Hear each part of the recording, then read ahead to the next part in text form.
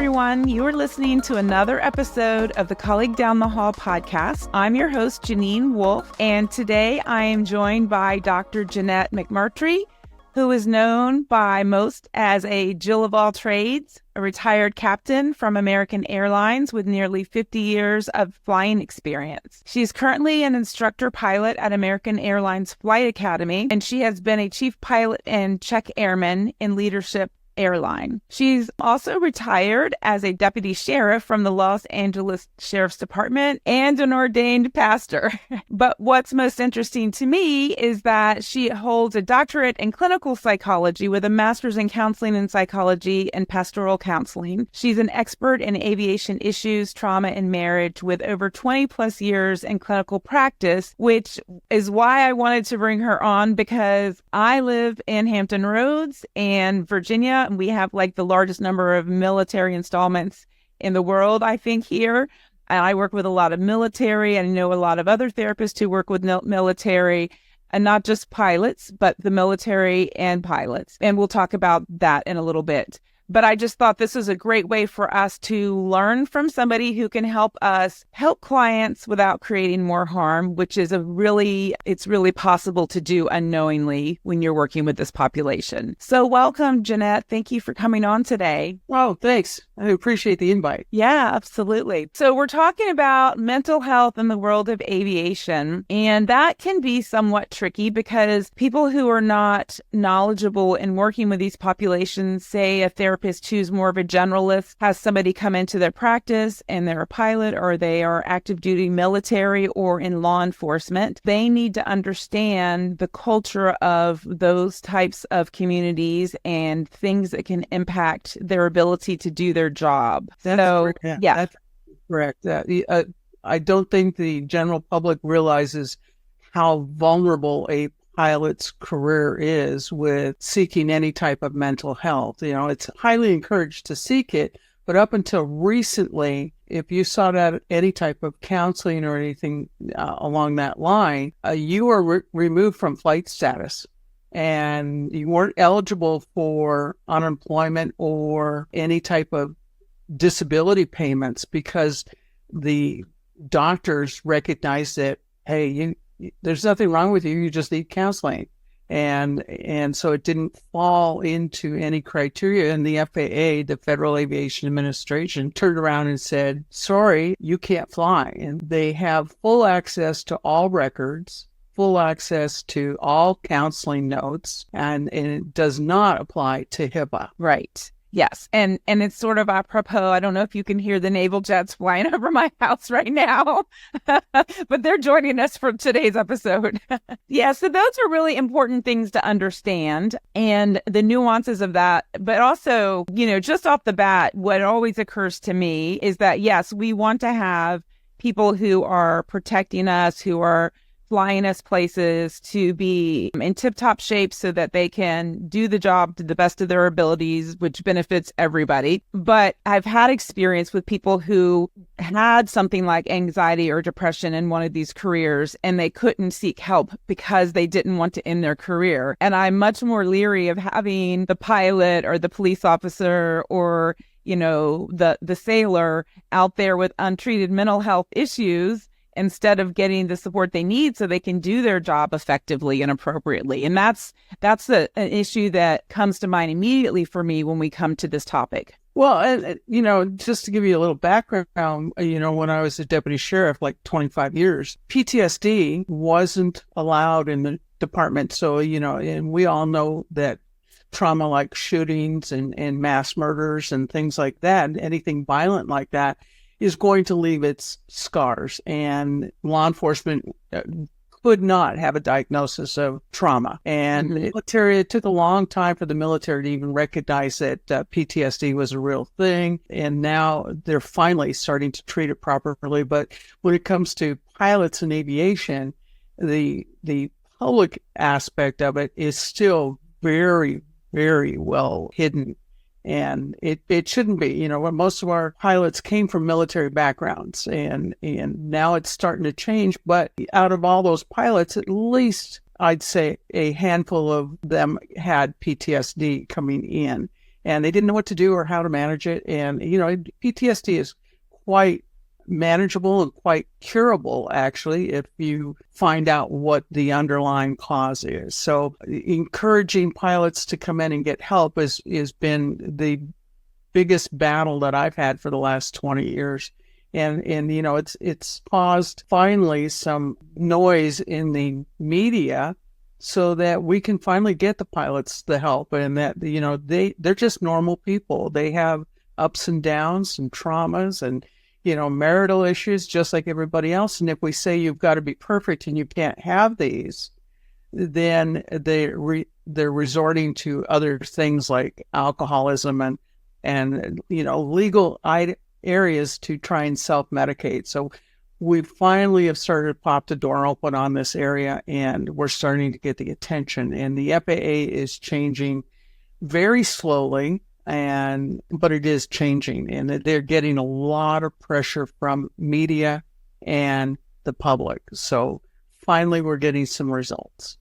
Yeah, that's wonderful. That's so good to hear. And it's unfortunate that having to go public with these issues is the thing that makes change even start. What I've noticed in the military families that I've worked with, or the military service member, that it depends on the command. Like, I know people in certain commands, it's like, yes, therapy, meds. Okay, that's great. We want you to do the best work you can, get treatment. And other ones are like, oh, no way. That's absolutely unacceptable. And I suspect it might be the same thing with pilots. Well, the structure has been so volatile amongst the FAA physicians that there's no standardization, even though they say they're standardized, and even though it's published standardization. I can personally attest to, if I go to Dr. A is going to say, oh, no way. Dr. B is going to say, sure, go right ahead, you're fine. Dr. C is going to say, well, no, there's a whole different avenue for this progress. And, I recently just did a seminar back in Orlando, Florida, on this exact topic. And in the audience was FAA doctors. You have to go to an FAA doctor. And then if you've got a mental health issue, they have the ability to send it to a special FAA doctor, which is called a HIMSS doctor, Human Intervention Mental Stability. And they have a little bit more training in that. But for the pilots, and let's just use American Airlines as an example. American Airlines has 15,000 pilots. Wow. Okay.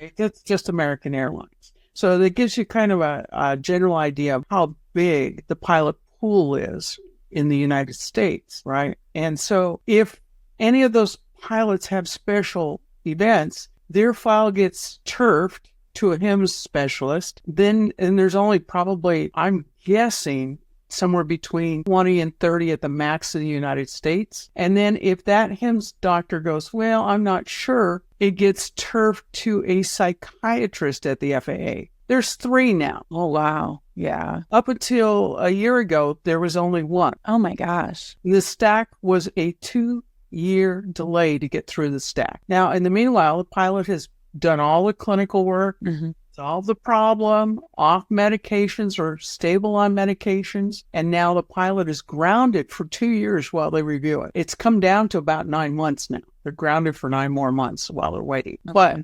But you've got clinicians like yourself and myself saying, this person's fine to go back to work. Absolutely fine. We've got an AME that says, yeah, I know he's fine, but I'm not allowed to clear it. So it goes to the HIMSS, and the HIMSS goes, I'm not allowed to clear it, and goes up the scale. And so can you imagine what that's like for the pilot who has dealt with their issue, and now they have this crazy ladder of red tape to climb? So then that's one more barrier to treatment if they understand that that's the process. And I have no idea if they're getting paid or not during that time, but it's not. Okay. Yeah.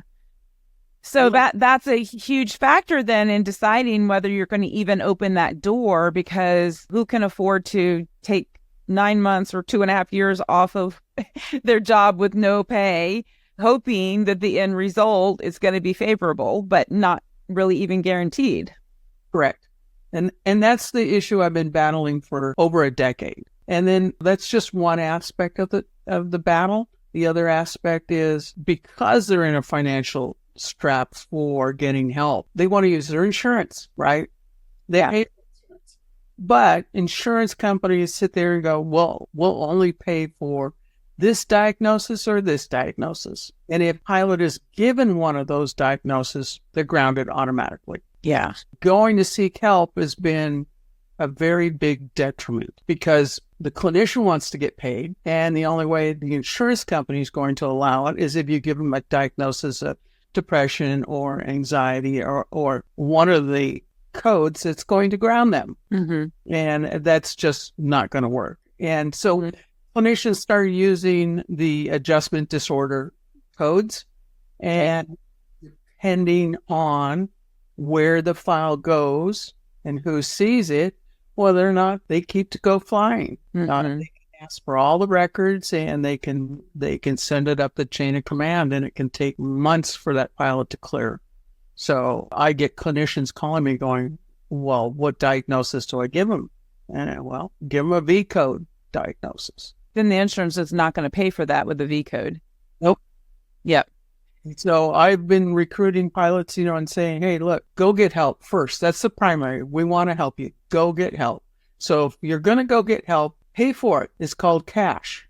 Yeah. And, I give cash discounts and, substantial cash discount. And I won't deny anybody for coming to get help. And I have the financial ability to do that. And it's more of, I want you to get help. And that I know what's not going to trigger in their files. And so, occasionally, or is just like being bombarded by everybody in town because they know I will help them and I won't cost them their career. Okay. So the presentation you gave, was that primarily for mental health providers that work with pilots, or was it also pilots who needed to understand, how to protect their career? The conference was for pilots, and it was open to both, not the general public, but anybody in aviation. So I had both clinicians and pilots and mental health attending, but it was a pilot conference.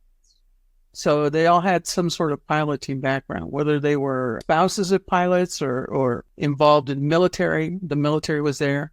And the military has a little bit slighter advantage because they don't have to go up the FAA ladder, so to speak. They internal ladder that they navigate, and it's a little bit more user-friendly than the FAA. Now, the FAA has recently developed a committee called ARC, and they're reviewing their whole mental health status and what should be available for the pilots. And so hopefully we get some much improved guidance out of that. Yeah, and, that would be... You and I both know that mental health, occasionally requires a supplement of an antidepressant type SSRI. And there's only 6 approved, period, for pilots. You take anything else other than the 6 approved, and it's not going to work. When we're talking the 6, we're talking Prozac, Paxil, Zoloft. These drugs have been around for centuries, right? Mm-hmm. In my opinion, there's a lot more better drugs out there. But because the FAA wants a 20 to 30-year study on every drug that they allow pilots to take, they're stuck with these old drugs, and they're not the most effective, and they have a lot of side effects. So I'm not a fan of that at all. And if they have to take a Prozac or a Paxil or Zoloft or anything, you and I both know you get a startup dose, and you have to work your way up to the maintenance level of dose that's going to work for you. Well, if you start taking those drugs, you've got a 6-month period that you have to show stabilized at the level that you are going to require. So all that startup time does not count. Wow. The clock's your maintenance level. When you hit your maintenance level, great. 6 months, then you can submit your packet to the ladder, and in 9 months later, they'll approve you back to work. Yeah. But if you increase your drug whatsoever, and we all know that there are times in this life when we have to increase that drug momentarily, Yep. you have to start the whole clock over again and you're grounded again. Wow. Yeah. So many barriers, so many barriers. And we're two people having this conversation that has all that background information about what treatment can look like, what medication can look like, what are all the things that can help somebody. For, a pilot, someone with these restrictions, they don't know all of that. So I imagine they don't even feel confident. Is there someone I can ask these questions to? Can I safely even inquire about this? Right. And I've spent my career as a clinician going around to the different organizations within aviation, the unions, and they all have internal peer support, non-trained peer support, I'm here to listen to and train them that, hey, I'm out here for consultation and, give you guidance on how to proceed, and let's get them the help they need. But, clinicians need to be aware that every note they make in their file has to go through to one or two or three different FAA doctors. And even a word such as depression or anxiety will trigger a flag and take the pilot out. Right. So be very careful as clinicians what we're documenting. Yeah, and that's something that comes up all the time with the therapists that I interact with, especially the newer therapists. We are trained typically about documentation if we do an internship or a practicum, and based on the quality of their documentation, you can get a good education around that or not. And, in most of the programs, graduate or doctorate level, they teach you the basics of note writing, but the actual experience comes from where you're working. And if it's a terrible experience, then there's so much insecurity about it. And so that makes it really difficult. So you already have a person who's struggling with doing their documentation in a way that's going to be appropriate, that insurance is going to pay for it, that if somehow this case goes to court, what is a lawyer going to say? There's all these people sitting on your shoulder when you're writing that note. And then on top of it, this is another nuance that really complicates the work that we're doing. Right. Absolutely. And we as clinicians had to go through our own counseling in order to get our licensing. Right. And so, I had to sit down with my counselor and lay out, and, back in the day, nothing was allowed. And I had to lay out everything and said, look, before we even start, you have to agree to this because I'm a professional pilot. Mm-hmm. And she was shocked, but she got it. And, we were able to work within those parameters. But again, the FAA has access to anything and everything, and HIPAA does not apply. Yeah, that's so important to know, because most of us just really rely on HIPAA being the thing that protects our clients and their privacy and their, medical documentation. And so HIPAA does not apply at all. That's very important to know. Yeah, very important. And most of the clinicians that I've ever counseled, mentored, they've all gone, well, HIPAA. Now I'm going, no, it does not apply. A pilot, when they apply for their medical license to fly, says they waive all those rights and everything is public record. Everything is public record, including your counseling notes. So there's only one or two ways around it.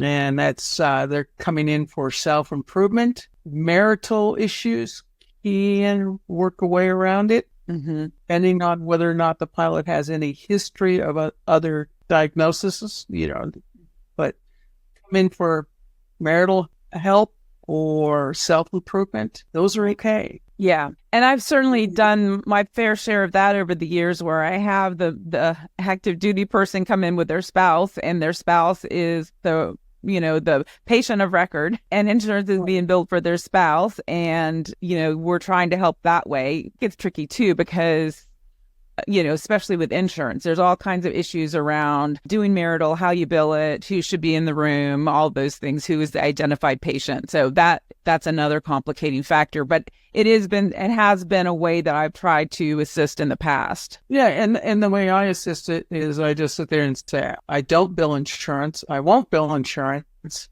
and you're going to get a cash discount. And that's the way it goes. Yeah. I've chosen because I work exclusively with pilot group law enforcement in that area. So it's easier. Right. Yes. And, and there's certainly going to be people that they can't afford the cash rate. And there's going to be, the person seeking treatment. And then there's also therapists who are only insurance-based practices, and they're struggling to make ends meet because the insurance reimbursements aren't, that great. So there's so many complicating factors around all of this. Right. And I have found, and of course, like I said, financially, I don't have to worry about it. I've turned around and told many people that, hey, pay what you can. And when you're financially stable again, send me a check. And I've seen checks show up 3-4 years later out of the wow. Just show up, and I'm grateful for it. But it's not everybody can do that. And if you're surviving on this as your livelihood, then obviously that is not something that you really want to be able to do on a general basis. But right, I've do that. But I have found too that pilots that really, really want help and seek help, they'll dig into the savings and find a way to pay. And if you offer a cash reduced rate, it makes a lot of difference. When you stop and think about what the insurance company's paying, right? Yeah, I think unemployment pays better. Yeah, maybe so. So are there other aspects of this that are important for providers to have an understanding of when like I said, there's going to be people who specifically work with these populations, and then there's going to be people at agencies or, generalists who have these people come in and they don't recognize what they need to know. So are there other nuances we need to understand? Absolutely. You have to understand also, we talk about personality types, and I stay in the psychological personality types, the 16 personality types. Pilots are typically, and we're talking male pilots right now, are typically one type. 85% of the pilots are ESTPs. Really? 85%. And the female pilot is ESTJs. So. How interesting.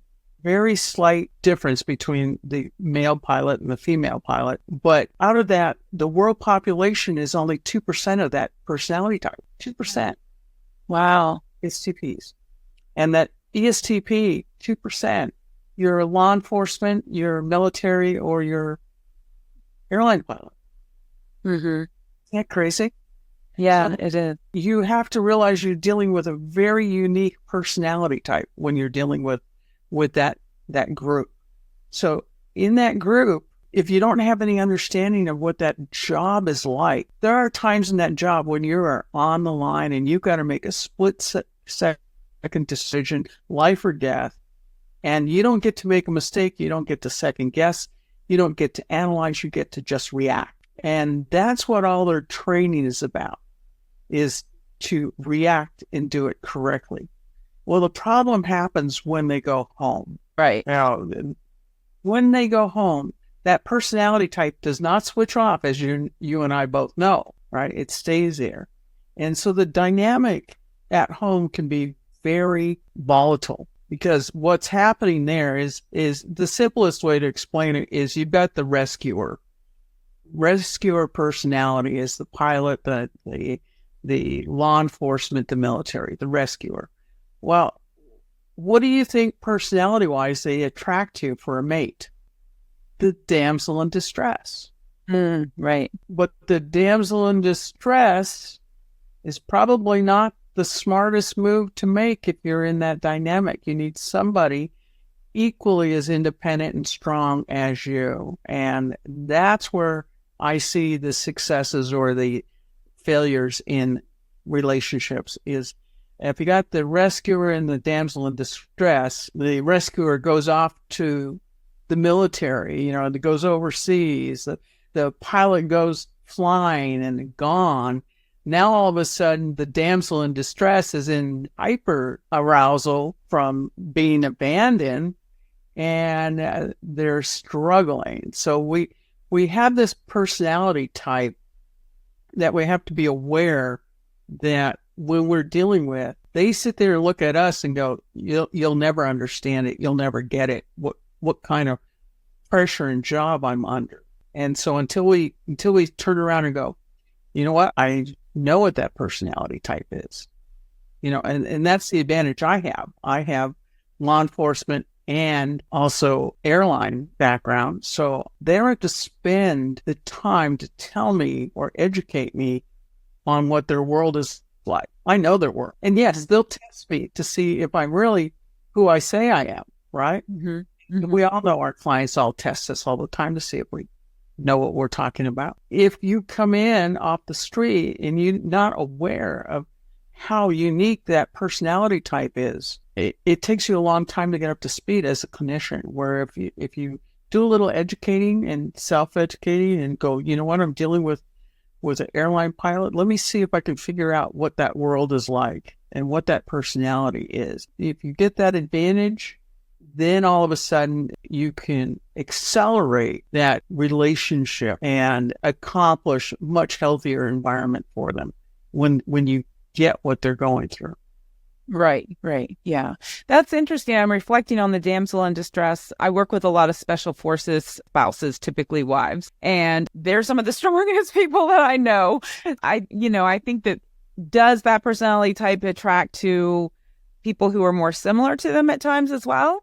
Well, pilots and military and that, they sit there and that personality type doesn't sit there and look in the mirror and go, what's my ownership in this, right? Mm-hmm. Right.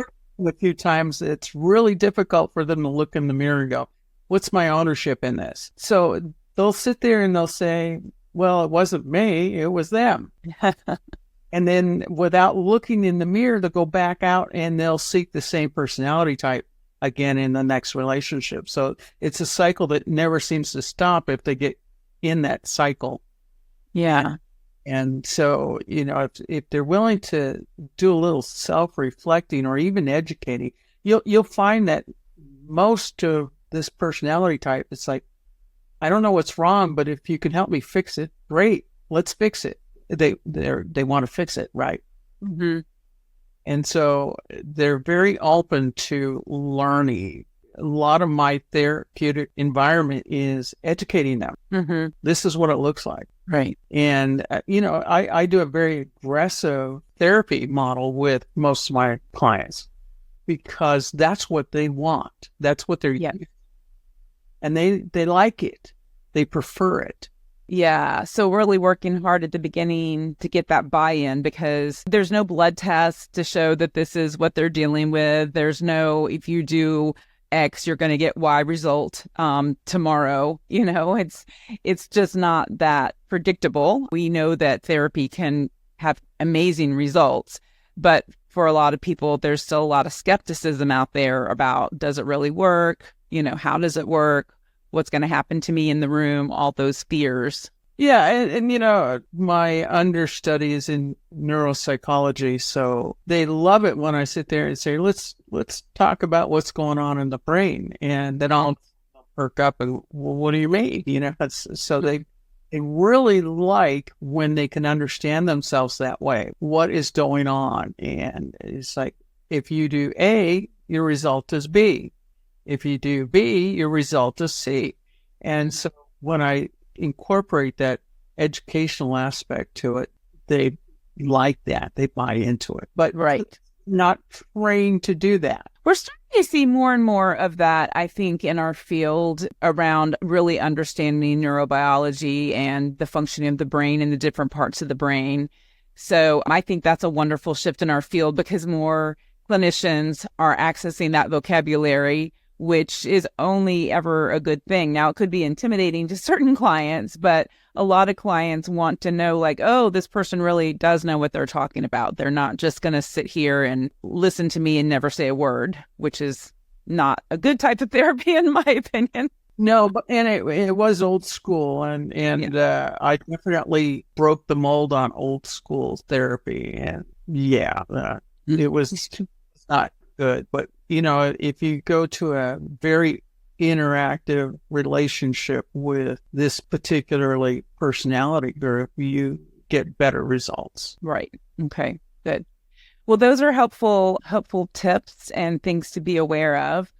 Are there resources out there other than consulting with someone like you? Are there books or papers or websites where people can access more of this type of information?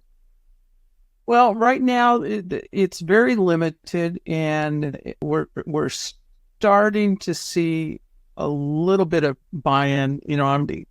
I currently trying to write the book on it, but I stay so busy, it's hard to turn around and sit down and write it. I'll have to do what I did with my dissertation, and it's just take a month off and go write the darn things. Right.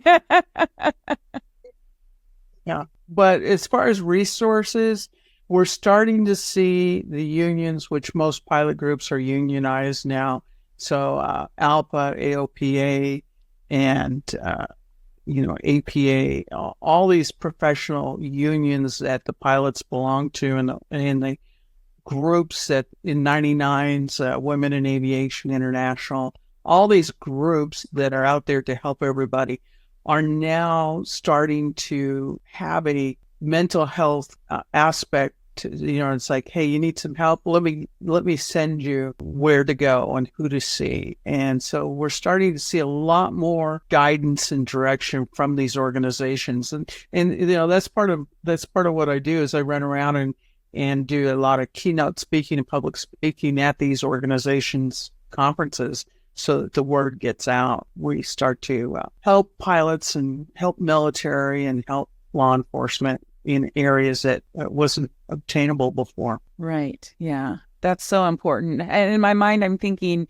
there should be like an anonymous hotline where someone could call in and say, where can I get some support? To make it really accessible to somebody. Well, we do at American Airlines. We have what we call Project Wingmen. And so pilots and their families can call into that, and they will they'll be given a mentor at the peer support, non-clinician. And then if that looks like it needs to escalate up, they'll be giving references in their local area, who they can see and who can help, who is shown their true course and, establish themselves as a good therapist for them. And so, my phone rings 24/7, 7 days a week sometimes. And not necessarily, sometimes it's just the clinicians going, hey, I've got somebody, they want help, I want to help them. What do I need to do? How do I help them? And so, I'll give that guidance all day long and, educate the clinician on what to avoid and where to stay out. Right. Yeah, that's so important. So most of the airlines now are all employers are now developing that. The unions are developing that, and all these organizations out there are developing that. And if you got a hold of, for example, Women in Aviation International, they would probably through various channels refer you, and you end up talking to me. Same with the 99s, ALPA, APAs, got so many available. But a lot of the unions will micromanage back through, and they'll get through to me at some point, or I will refer out to local clinicians. But there is no general, where can I get help? Boy, that would be so much easier. Wouldn't it? Yeah, absolutely. I'm hopeful that the FAA's new committee does something healthy for pilots. And Yeah. You both know talk therapy is not hurting anybody. Right. And I'm the first one to tell the pilot, look, if you don't belong flying, you're not flying. And that's, I'll write you a doctor's note and you're out. And so they agree with that. It's like, okay. But if they're fine and they're staying in the program and they're working the work, there's no reason for them to be grounded for the 9 months or 6 months or whatever it is that the FAA's. It shouldn't be that way. Yeah. We all know that, a depressive episode doesn't mean they have depression. Correct. Yep. Well, I'm happy to hear that change is beginning.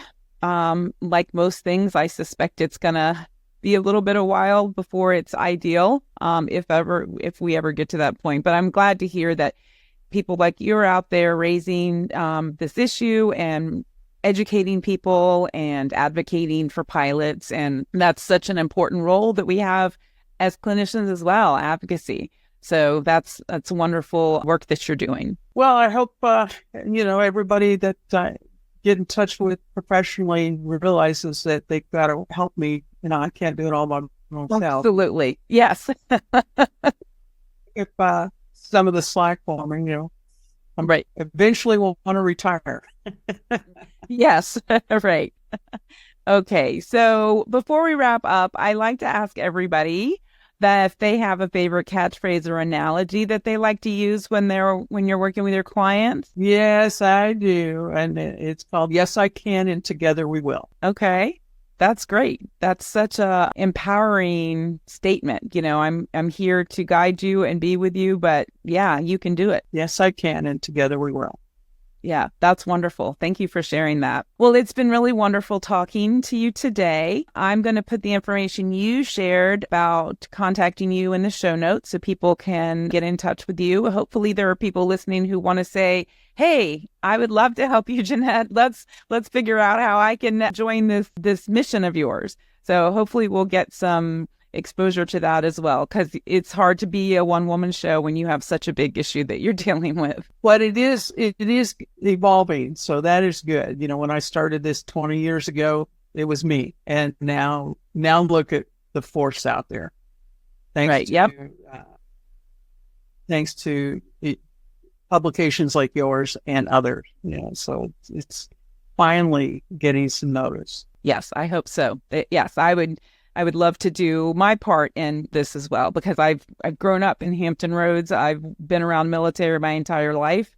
It's such a unique lifestyle. Pilots are the same. It's just very different than any other type of work, any other work culture even. Yeah, we really need a lot of people doing this work. And, both my son-in-law were both military, so I get it. Yeah. Okay. All right. Well, thank you so much for joining me. For everyone listening, please remember our work is hard, but it doesn't have to be lonely.